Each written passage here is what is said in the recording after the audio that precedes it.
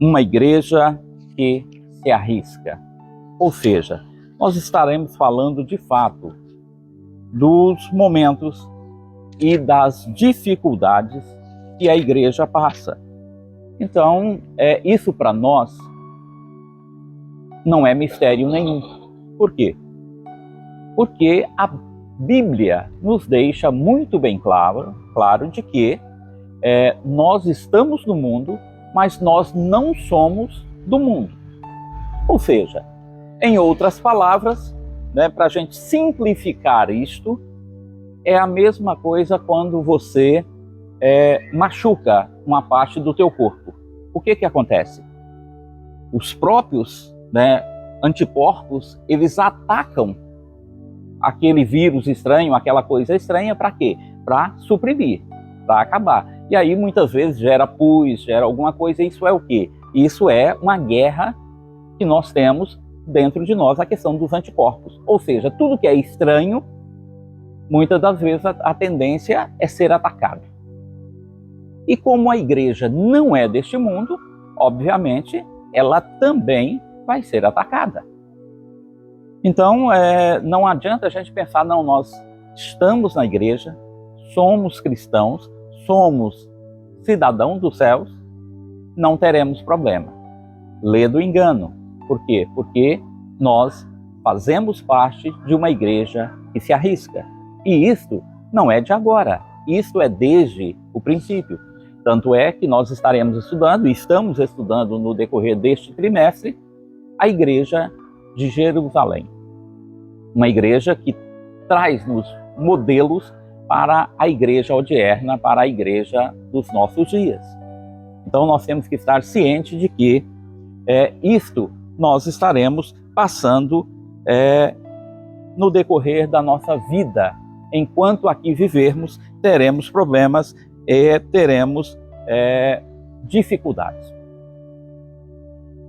Na revelação da igreja, e a gente vai dar assim uma rápida pincelada neste momento, nesses momentos de dificuldade, quando a igreja foi revelada, e a Bíblia nos diz isso, quem puder, abra sua Bíblia lá em Mateus 16, versículo 18, quando Jesus vai revelar a tua igreja. Veja o que vai dizer lá, quando Jesus revela a sua igreja. Mateus 16 e versículo 18. Quem encontrar pode ficar à vontade. Veja, o próprio Cristo dizendo, olha, eu te digo, tu és Pedro, e sobre esta pedra, ele está dizendo dele, edificarei a minha igreja. Aí a outra parte do versículo diz, e as portas do inferno não prevalecerão contra ela. Isto era tão somente na revelação da igreja. E Jesus já estava deixando claro, no mundo tereis aflições. Nós estaremos passando por problemas, estaremos passando por dificuldade. E nós vamos ver nesta lição que estaremos estudando sobre Estevão, que foi um jovem que foi escolhido para diácono, e ao ser escolhido para diácono, ele foi cada vez mais galgando prestígio, galgando nome dentre a sociedade de então, e obviamente estava enfrentando um problema sério. Então, aí quando a gente vem para os nossos dias, se nós estamos sem problema nenhum, se não tem ninguém que fala mal de você, se não tem ninguém que faz levante contra você, de repente algo pode não estar certo. Então, o que nós devemos também tirar da cabeça, e que muitas vezes acontece, alguém passa por alguma dificuldade e alguém diz, ele está passando por dificuldade por estar em pecado. Não é verdade. A Bíblia não diz que Estevão estava em pecado. Tá? Então, a gente tem que ter muito este cuidado, porque a primeira visão, muitas vezes, hoje já acabou tanto, mas há pouco tempo atrás, qualquer problema que um cristão passava, ele deve estar em pecado. Então, nós temos que tirar isso da cabeça. Por quê? Porque nós somos uma igreja perseguida. nós somos a igreja. E se somos a igreja, somos perseguidos. E se nós observarmos, e aí eu gostaria que os irmãos ainda lessem Mateus 10 e 16. Olha o próprio Cristo dizendo para onde nós iremos, para onde nos colocaram. Eu estou lhe enviando como ovelhas no meio dos lobos. Irmãos, imagina esta cena, enviar ovelhas para o meio de lobos. Essas ovelhas vão sofrer sempre. Por quê? Porque vai ter perseguição. Entende? Então, assim, muitas vezes nós temos uma tendência de reclamar daquilo que Deus faz. Muitas das vezes dos problemas que nós enfrentamos. Mas saiba que nós precisamos passar por isto. Isto nos traz amadurecimento. Isto nos traz conhecimento. Isto nos traz um alicerce, uma base muito mais firme. Então, nós precisamos passar por isso. E ainda temos um consolo muito bom e muito grande na Bíblia, que nos diz que nós jamais seremos tentados além daquilo que podemos suportar.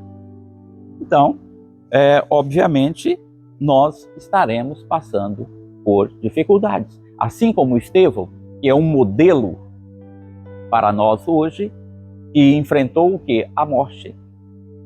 E aí, alguns estudiosos chegam a dizer que isso é um dom, porque nem todos terão esta oportunidade de perder a sua vida por amor a Cristo.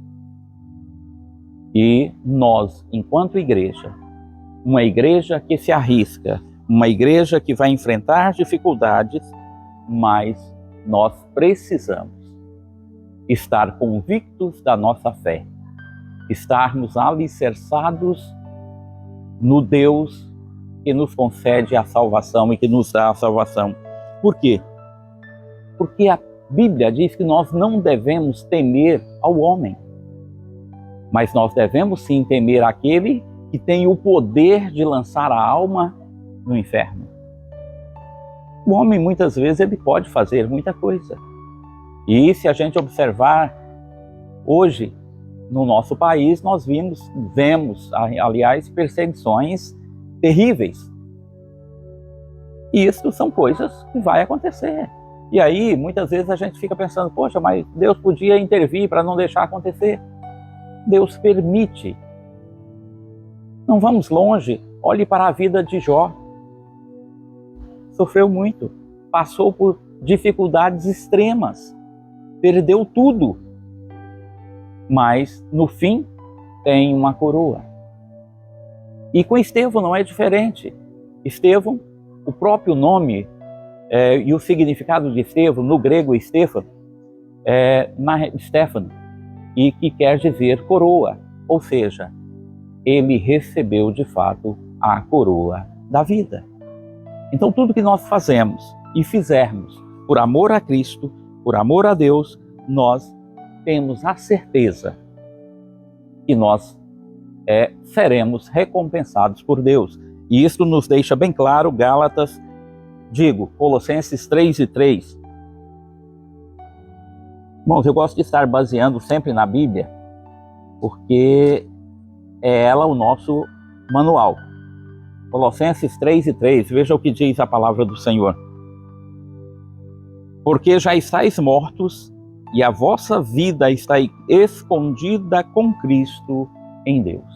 Ou seja, por mais que nós já estamos mortos para o mundo, mas a nossa vida, ela está escondida com Cristo em Deus. Então é nele que nós devemos confiar. É a ele que nós devemos seguir. E, obviamente, que se nós estamos em Cristo, nada e nem ninguém nos separará do amor de Cristo. E aí, se vem alguma coisa e que de repente vem balancear a você, busque a Deus, porque está faltando talvez fé. Então nós temos que estar sempre é alicerçado em Cristo Jesus, que é a videira verdadeira. Vamos para Romanos 8:35. Irmãos, nós estaremos daqui a pouco entrando de fato na revista. Quero apenas dar um panorama aqui do que a igreja e do que nós estaremos passando no decorrer desses momentos que estamos vivendo na face da terra.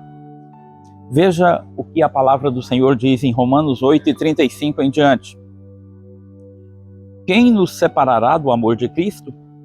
A tribulação, ou a angústia, ou a perseguição, ou a fome, ou a nudez, ou o perigo, ou a espada? Como está escrito, por amor de ti, somos entregues à morte todo dia. Fomos reputados como ovelhas para o matadouro, mas em todas essas coisas somos mais que vencedores por aquele que nos amou. Ou seja, nós, de repente, somos levados ao matadouro todos os dias.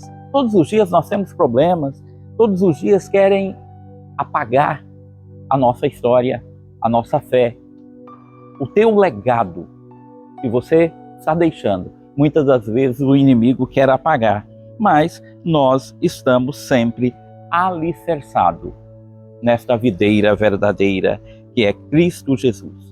E, obviamente, que se nós participamos, e Paulo escrevendo aos Coríntios, no 2 Coríntios, capítulo 1, versículo 5, diz que se nós participamos das aflições, obviamente estaremos participando também da glória de Deus. E é justamente esta glória, e é por ela, e por Cristo Jesus que nós estamos aqui, firmes, convictos, passando sim por dificuldades, passando por momentos caóticos, mas nós estamos para servir o Mestre. E hoje, como nós estamos falando e estaremos aprendendo sobre Pedro, sobre Estevão, nós estaremos vendo na pessoa de Estevão um crente verdadeiro.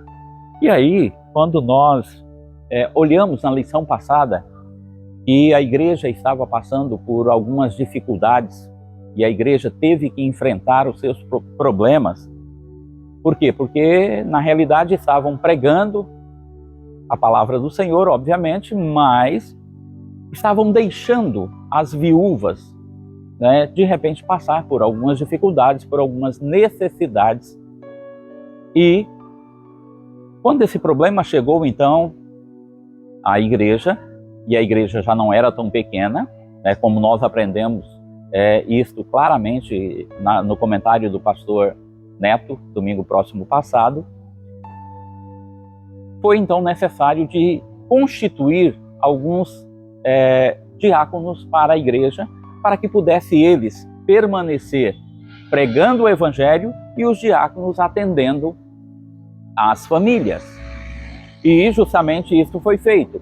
E na realidade lá quando fala, e está até na lição, no texto, áudio na leitura bíblica da lição passada, no versículo 3 diz: escolhei, pois, irmãos, dentre vós, 7 varões de boa reputação, cheios do Espírito Santo e de sabedoria. Aqui, o próprio versículo, ele vem trazendo alguns pré-requisitos para que este pessoal fosse escolhido. Primeiro, varão. Tinha que ser varão. Segundo, de boa reputação, cheios do Espírito Santo e de sabedoria. E dentre eles, foi escolhido, aqui consta o nome de todos, mas dentre eles foi escolhido Estevão. E a Bíblia nos deixa muito bem claro que Estevão começou então a sobressair, começou então a pregar o Evangelho. E pregando este Evangelho, ele não deixou de atender as viúvas, ele não deixou de fazer o trabalho de um diácono da igreja. Ele continuava o projeto de assistencialismo, que era cuidar das viúvas, mas ele também começou a pregar o Evangelho. E se nós observarmos, nós poderíamos fazer aqui algumas comparações e algumas situações. A Bíblia não nos diz isto claramente, mas Estevão, possivelmente, pelo nome grego, entendam, pelo nome grego de Estevão, possivelmente ele é um daqueles que vieram da diáspora, que vieram para Jerusalém para estudar. E, quem sabe, talvez até aos próprios dos pés de Gamaliel. Até porque, se nós observarmos tudo isso, nós vamos ver que, assim como Saulo estudou, que era Paulo, na realidade, posteriormente, mas Saulo estudou aos pés de Gamaliel, porque ele veio de fora para estudar. E, possivelmente, esses dois jovens tenham se conhecido, e Estevão começou, então, a sobressair e a pregar o Evangelho. Obviamente que isto levantou ciúmes, isto levantou invejas. E aí vem aquela situação, tudo que você faz, amado irmão, muitas vezes, como nós somos uma carta aberta ao mundo, nós teremos perseguições. Vocês podem notar, enquanto a gente está quieto, você não está fazendo nada que realça, sua vida está quietinha, ninguém fala mal, ninguém diz nada, tudo às mil maravilhas. Quando você começa a fazer a coisa certa, você começa a aparecer, aí o inimigo também começa a se levantar contra ti. Então saiba que isto é nato na vida de cada um de nós. E Estevão, ele começou então a pregar, começou a chamar o pessoal para o Evangelho, e isso causou ciúmes. Por quê? Se nós observarmos, e aí quando eu faço essa conjectura de que Saulo conheceu a Estevão, porque na leitura bíblica em classe que nós lemos, nós vimos que Estevão, ele começou a frequentar as sinagogas, e para estar ali junto com os demais, daqueles de alta patente, aprendendo da lei. Saulo estava ali também. Por quê? Porque Saulo veio de Tarso, que era da região da Cilícia. E Estevão começou, então, a frequentar a sinagoga da Cilícia. Tudo indica, então, que eles tenham se conhecido, sim, um com o outro. E o pessoal da sinagoga começaram a ficar enciumados, porque a palavra do Senhor diz que as sinagogas começou a esvaziar, porque eles ouviam a Pedro e ficavam maravilhados pela palavra que Pedro trazia, pelo bom discurso de Pedro, pelo conhecimento e pela sabedoria que ele tinha. Então, isso obviamente causou aquela inveja, causou aquele problema. E aí, quando algo que você faz causa impacto, obviamente aí começam a tecer as coisas para quê? Para derrubar. E aí começaram então a tecer contra Estevão. Por quê? Porque ele era um jovem cheio do Espírito Santo. E a Bíblia nos deixa muito bem claro de que ele tinha alguns dons. Isso, se nós vermos, nós vamos estar vendo isso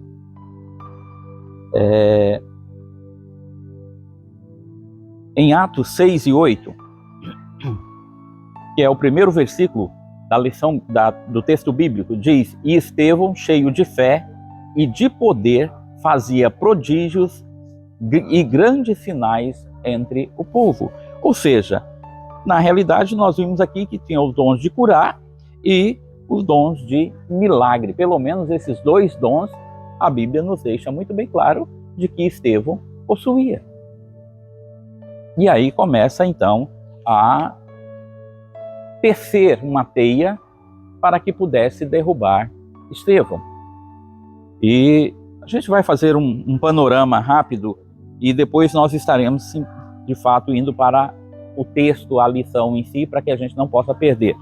Mas, concluindo a situação, começa então esta perseguição. Começa então a surgir essa dificuldade, dirigido pelo seu sumo sacerdote. Então tinha o sumo sacerdote e mais 70 componentes, mais 70 membros, vamos assim dizer. Então, na realidade, ao todo seriam 71.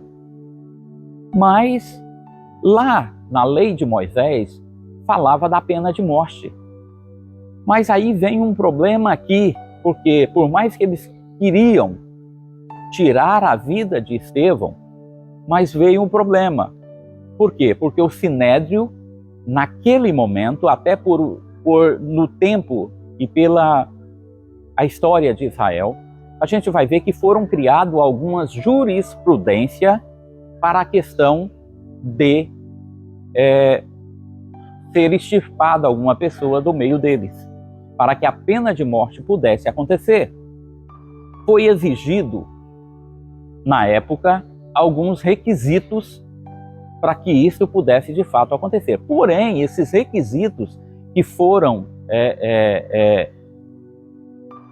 que deram como uma jurisprudência de Israel, quem fosse praticar alguma coisa e ele teria que provar por A mais B de que essa pessoa foi avisada antes.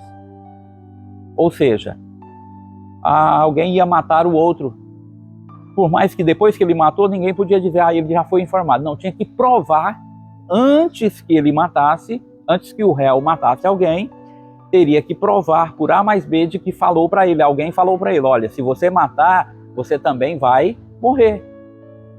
Se não tivesse isso, se não tivesse essa prova, não poderia matar, não poderia ter a pena de morte. Então, por mais que acontecesse alguma coisa, era praticamente impossível acontecer a pena de morte em Israel. Segundo ponto, por que não poderia? Por quê? Porque, na realidade, só aos romanos poderia ser dado, e era a jurisdição de Roma, só os romanos poderiam determinar isso. Tanto é que quando Jesus foi morto, ele foi levado a quem? A Pilatos, que era romano. Por isso, Pilatos determinou sim, mas o conselho, que é o Sinédrio, ele jamais poderia dizer, olha, pode matar, pode fazer isso. Não, a pena de morte nesse momento era inviável para o conselho, para o Sinédrio. No entanto, o que o Sinédrio poderia fazer era dar anuência à situação.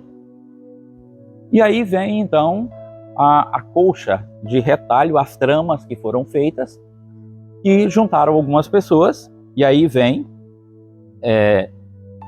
o versículo 13 do capítulo 8, do capítulo 6 diz: apresentaram falsas testemunhas que diziam: este homem não cessa de proferir palavras blasfemas contra este santo lugar e a lei. Ora, agora eles querem pegar o quê? Vamos juntar pessoas falsas testemunhas, vamos de repente pagar, que hoje acontece muito, né? O que acontece muito hoje é essa situação, inventar narrativas, e hoje é o que a gente mais vê, a questão de narrativas, na realidade, para dizer o seguinte, olha, de fato, este homem, Estevão, ele proferiu várias blasfemas contra este santo lugar e contra a lei de Moisés. E aí, se nós voltarmos lá atrás, e eles conheciam, muito obrigado, meu amado, coloca em cima da Bíblia, não? Obrigado. Então, o que acontece? Eles chamaram essas pessoas e instruíram, criaram uma narrativa, para quê? Para que pudessem levar, então, Estevão perante o Sinédrio. O Sinédrio iria condená-lo? Iria punir? Não. O Sinédrio estaria ali não para julgar Estevão, Foi o povo que levaram Estevão ao Sinédrio. E o Sinédrio tão somente deu anuência. Ou seja, é isso mesmo que acontece? É dessa forma? É, pronto. Eles não disseram mata ou deixa de matar, mas deram anuência. Olha, de fato, né, diante do contexto, diante das testemunhas, obviamente, então, ele blasfemou. E aí, se nós olharmos a Bíblia Sagrada, e vamos voltar um pouquinho lá para Deuteronômio. Deuteronômio, capítulo 17 e versículo 12. O homem, pois, que se houver soberbamente, não dando ouvidos ao sacerdote, que ali está para servir ao Senhor teu Deus, nem ao juiz, o tal homem morrerá, e tirarás o mal de Israel. Então acharam aqui agora uma saída.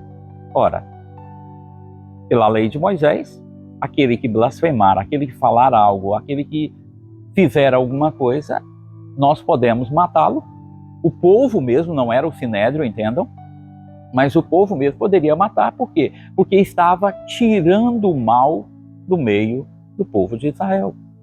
Então, baseado nessas situações, e não somente aqui, vamos para o capítulo 22 e também o versículo 22, também vai dizer, né, que são alguns pecados que eram cometidos e que eram levados à morte.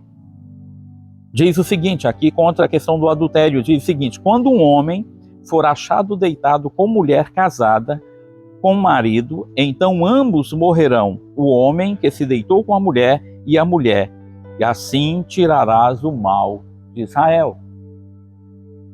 Mas na realidade Estevão estava imbuído lá em Deuteronômio 13. Veja, e aquele profeta ou sonhador de sonhos morrerá, pois falou rebeldia contra o Senhor, vosso Deus, que vos tirou da terra do Egito e vos resgatou da casa da servidão, para vos apartar do caminho que vos ordenou o Senhor vosso Deus, para andardes nele. Assim tirarás o mal do meio de ti. Então, baseado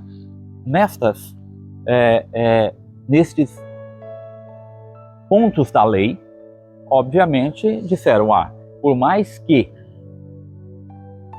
o Sinédrio não possa condená-lo à morte, mas se o Sinédrio der a anuência, o povo mesmo pode fazer. Então, foi justamente o que eles fizeram. Levaram perante o Sinédrio confirmou, ou seja, deu anuência às palavras das testemunhas, e o povo então pegou a Estevão e levou para ser apedrejado. Olha a situação que o cristão pode chegar. Hoje, muitas vezes, não estão nos apedrejando a vida física, mas somos apedrejados na vida espiritual em todos os momentos. E é por isso que nós temos que estar sempre arraigados nesta videira verdadeira, sempre olhando para Cristo, que é o autor e o consumador da nossa fé. E esse ato de Estevão, ele nos chama muita atenção. Na realidade, talvez, e se a gente observar bem, a morte de Estevão propagou muito mais o Evangelho. Por quê? Na próxima lição, eu não quero entrar muito, porque senão acaba atrapalhando o próximo comentarista, mas na próxima lição, nós estaremos aprendendo sobre a expansão da igreja. Ou seja, o porquê que isso aconteceu? Porque, na realidade, após a morte de Estevão, o medo, o temor, começou a aflorar na pele e o pessoal começaram, então, a sair de Jerusalém. É aquela situação assim, muitas vezes, e nós usamos muito essa pronúncia aqui, Deus não faz acepção de pessoas. E não faz, entendam, não faz para quê? Para a salvação. Mas se nós olharmos os próprios discípulos, tinham uns mais queridos do que outros. Entende? Então, assim, obviamente, Estevão se destacou. Então é aquela situação. Hoje, não é diferente hoje. Muitas vezes você vê uma pessoa que é usada por Deus, que tem dons e que Deus manifesta a sua presença, muitas vezes a gente fica pensando, poxa, eu gostaria muito de ser igual ao irmão fulano, mas muitas vezes não queremos pagar o preço. E Estevão pagou o preço. Estevão estudava, Estevão, ele procurava aprender cada vez mais da palavra do Senhor. E eu acredito, dentro da fala do pastor Vicente, quando do arrependimento de Saulo e a sua transformação para Paulo, eu acredito que 50% disto foi justamente a morte de Estevão. Por quê? Porque é por isso que eu disse que tudo indicam que os dois se conheciam, frequentavam a mesma sinagoga e aquele povo da região. Tudo indica que um conhecia o outro. E Saulo fazia parte, do pessoal do Sinédrio, ele estava ali como um delegado do Sinédrio.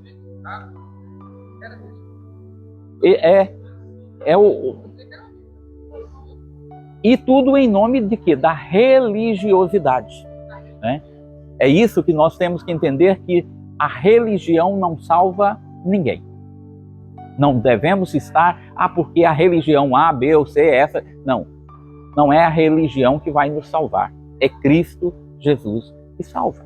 Então, naquele momento, Saulo estava ali como delegado do Sinédrio. Tanto é verdade que o povo colocaram as vestes de Estevão aos pés de Saulo. E quando vêm as últimas palavras de Estevão lá sendo apedrejado, veja o que ele diz. Primeiro ele olha para os céus e diz: eis que vejo os céus abertos.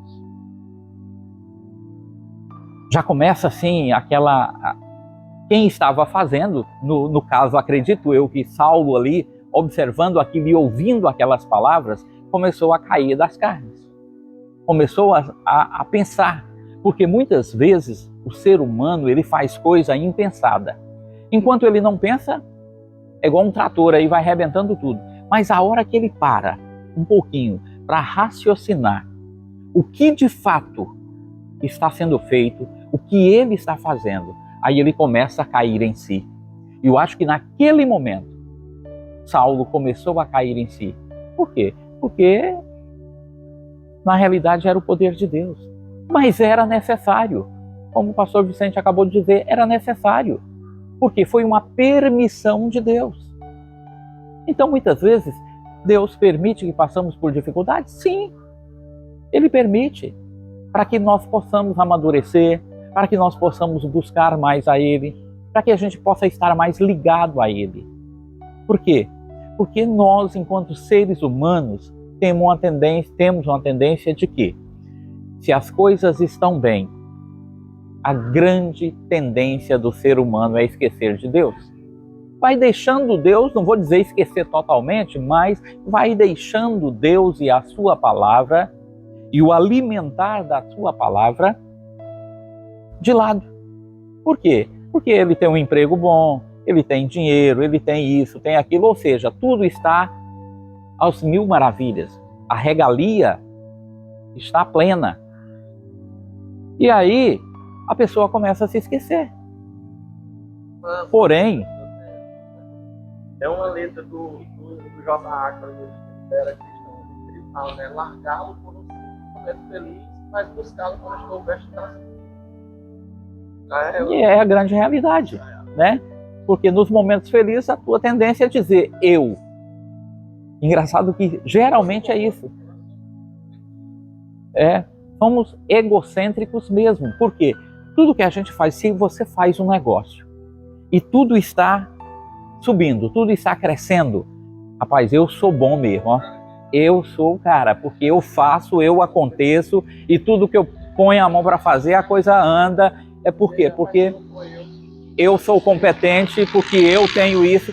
Mas na realidade não é. É Deus em nossa vida.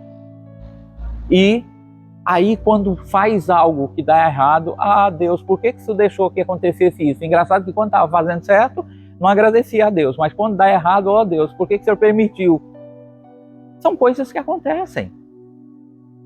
E nós temos que ter a noção de que nós temos que estar continuamente com Cristo. Não é só em alguns momentos. Momentos difíceis, todos nós passamos. Nós fomos levados como ovelhas para estar no meio de lobos. Nós somos um corpo estranho, enquanto igreja, no mundo. E então nós corremos risco de vida. Tá?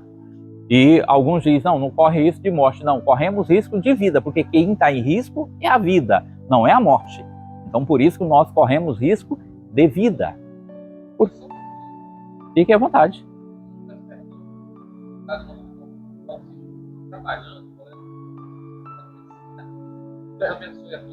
Vai com Deus, muito obrigado, meu irmão. Deus o acompanhe. Então, amados, a situação era essa. E Estevão, então, foi passado por todas essas dificuldades. Foi levado e apedrejado, mas mesmo apedrejado, mesmo passando por dificuldades, ele ainda foi capaz de dizer umas palavras maravilhosas lá no finalzinho aqui eu acho que os irmãos devem ter lido, nós estamos aqui em Atos capítulo 6, 7, e aí Estevão antes ele proferiu algumas palavras e ele fez um discurso, e esse discurso chamou a atenção de muitos, mas nós não vamos nos ater e aprofundar nessa questão desse discurso, mas lá no finalzinho do capítulo 7, o último versículo, o penúltimo e o último, diz o seguinte: e apedrejaram a Estevão, que em invocação dizia, Senhor Jesus, recebe o meu espírito. Mas ele não parou por aí. Obviamente, ele se entrega a Deus, sabendo que a sua vida estava escondida em Deus. Aquela morte seria uma morte física, mas ele estaria ganhando uma vida eterna. Estava trocando a morte física por uma vida espiritual e eterna. Mas agora ele profere outras palavras que traz um peso muito maior. E ele, pondo-se de joelhos, clamou com grande voz: Senhor, não lhes impute este pecado. E tendo dito isto, adormeceu. Ou seja, em outras palavras, Estevão perdoou aqueles que o apedrejaram. E ele pede para Deus: olha, não imputes esse pecado. Não é fácil. Não é fácil, porque muitas vezes você lê a história, lê essa passagem. Ler é uma coisa, mas vivenciar isto é diferente. Imagina o teu vizinho que fala mal de ti, que faz tudo contra você, que faz e acontece, e de repente no final você ainda dizer: Deus, perdoa. A nossa tendência, ser humano, o humano nosso, na realidade ele quer vingar. Essa é a grande realidade. Nós não somos super-homens. Nós somos homens como todos os outros. Passamos por dificuldades e muitas vezes temos as mesmas vontades. Alguém faz alguma coisa, a tendência do ser humano é querer revidar. Isso é nato nosso. É onde diz, né? É a lei. Lei de Newton. Por quê? A terceira lei de Newton. Ela deixa isso muito bem claro, que toda ação tem uma reação. Só que a reação humana é uma. A reação espiritual é outra. Estevão teve uma reação espiritual. Por mais que diante daquela ação, a reação dele foi perdoar. Mas nós, muitas das vezes, enquanto seres humanos que somos, a nossa tendência é querer revidar. E isso é muito simples. Se alguém chegar em nós e falar: Jair, fiquei sabendo disso e disso e disso, alguma coisa que eu fiz errado, um exemplo, qual é a minha tendência? Sair pela tangente e dizer: não, eu não fiz, não. Ou seja, você começa a revidar alguma coisa. Geralmente não é nato do ser humano se curvar diante de algumas acusações. A tendência é dizer não, isso não aconteceu, é aquilo tal, querer colocar panos quentes em cima. E esta é a nossa ação enquanto homem, mas enquanto igreja, enquanto filhos de Deus, enquanto espiritualmente falando, nós temos que estar perdoando aqueles que nos fizerem mal. Nós temos sempre que ter essa tendência. Por quê? Porque nós estamos no mundo e nós corremos risco. Enquanto aqui estivermos, nós estaremos correndo risco. Nós estaremos enfrentando as dificuldades. E lembrando que Deus permite que as coisas aconteçam. Isso muitas vezes, isso vem falar muito alto quando a gente passa por alguma dificuldade e pede, Deus, por que você permitiu? Por que eu estou passando por isso? Aí começa a se murmurar, dizendo, eu sou pior do que tudo, eu sou... Entende? Não. É Deus te colocando na prova para que Ele possa te recompensar, para que você possa ser aprovado. Porque se você não passa por uma prova, você jamais será aprovado. Então nós precisamos passar. E isto, hoje, nós vemos isso. Qualquer aluno, qualquer concurso que vai ter, primeiro você tem que fazer a prova, para depois você ser aprovado. Então, se você não passa pela prova, dificilmente você vai ser aprovado. E Deus, então, permite que passemos por dificuldades. Mas, com certeza, Deus tem propósito em tudo. E aí entra, muitas vezes, aquilo que nós, naquele momento da dificuldade, nós perdemos o foco. E aí começamos a murmurar por que estamos passando. Mas é de repente para mostrar para alguém que você tem uma vida junta com Cristo Jesus, firmados nesta videira que é o nosso Deus, que nos tem dado a salvação. Falamos um pouco, mas vamos aqui, em alguns pontos aqui da revista, eles nos chamam muita atenção.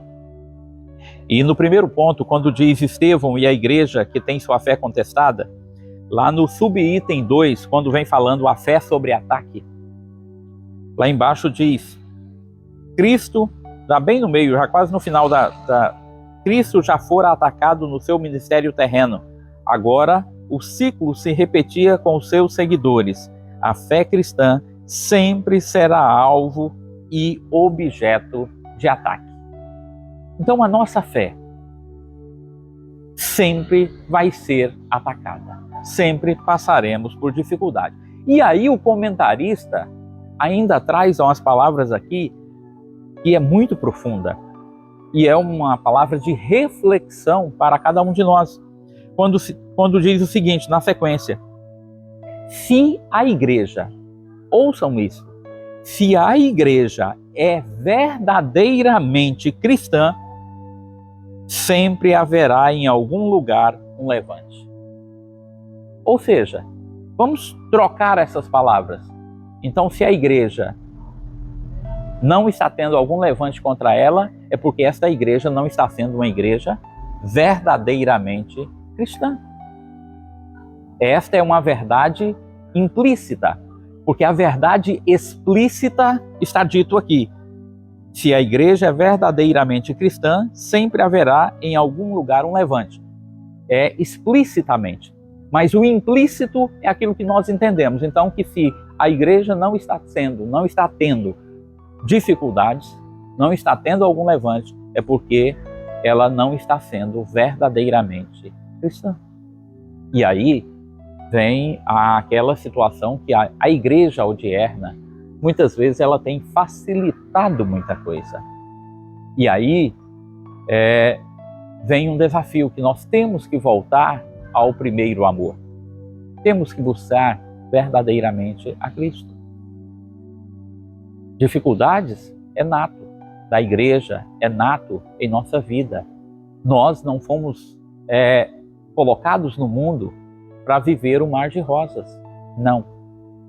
Nós estamos aqui para passar por dificuldades, mas para mostrar para o mundo que nós temos um Salvador, que é Cristo Jesus.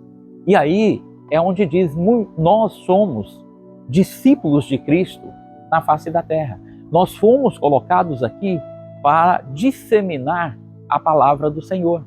Os anjos gostariam de ter tido esta oportunidade, mas esta oportunidade foi dada a mim, a você, a nós, a cada um de nós que aqui estamos. E aí muitas vezes a gente chega a dizer, mas eu não sei pregar, então eu não vou disseminar a palavra do Senhor. Muito pelo contrário, cada um de nós temos algo que a gente faz com maestria. E se você está crente verdadeiramente em Deus, o seu testemunho fala muito mais alto do que qualquer palavra. Então, não é só o proferir palavras que é pregar o Evangelho. Não, a sua vida, o seu caráter, a sua postura diante da sociedade fala muito alto. Por quê? Porque nós somos uma carta aberta e lida por toda a sociedade. Então, o que nós devemos é ter o cuidado de estar sempre se esquivando do mal, fugindo até mesmo da aparência do mal. Não é só do mal. Eu não vou fugir só do mal, não. Eu tenho que fugir também da aparência do mal. E é isso que nós temos que fazer. E quando eu falo fugir da aparência do mal, quer dizer, é coisa simples, mas vamos assim exemplificar. Um crente senta num bar, na porta de um bar, e vai beber um guaraná que é um pouco amarelo. Ele está num bar, bebendo alguma coisa amarela, num copo transparente. Quem passa vai pensar o quê? Ele está fazendo algum mal? Não. Ele está pecando ali? Não, mas ele está participando da aparência do mal. E é por isso que a Bíblia diz que nós temos que fugir do mal, mas também da aparência do mal. Então, nós devemos evitar. Por quê? Porque aquilo pode escandalizar alguém. Porque eu vi o irmão fulano num ambiente que não era o local dele estar. Então vamos evitar. Não quer dizer que o pastor aqui vai punir, vai fazer isso, aquilo, aquilo outro com alguém. Não, não é isso, mas é nós. Com a consciência que nós temos que estar fugindo da aparência. Então, isto é necessário e nós devemos ser esta igreja. E uma igreja que realmente prega o Evangelho. Nós já estamos ali dentro do resumo, na realidade. Então nós vimos aqui essa história maravilhosa de Estevão. Logo a partir deste momento do apedrejamento de Estevão, a igreja se expandiu, e aí vem o propósito de Deus que nós estaremos aprendendo na lição próxima que vem. Mas, indo para a conclusão, vai dizer o seguinte: Estevão, um dos 7 escolhidos para o trabalho social da primeira igreja, representa o modelo de uma igreja verdadeiramente bíblica. Uma pessoa que representa uma igreja, ou seja, que ele pode ser dado como exemplo. Oxalá pudermos nós, cada um de nós, sermos exemplos de igreja. Porque a igreja somos nós, e é nós que temos que dar exemplo. Lendo mais ainda, diz: qualificado, cheio de fé e do Espírito Santo. Aqui tem alguns pré-requisitos para nós. Nós temos que ser pessoas qualificadas. Temos que estar buscando mais e mais a presença de Deus em nossa vida. Temos que estar pagando o preço em oração.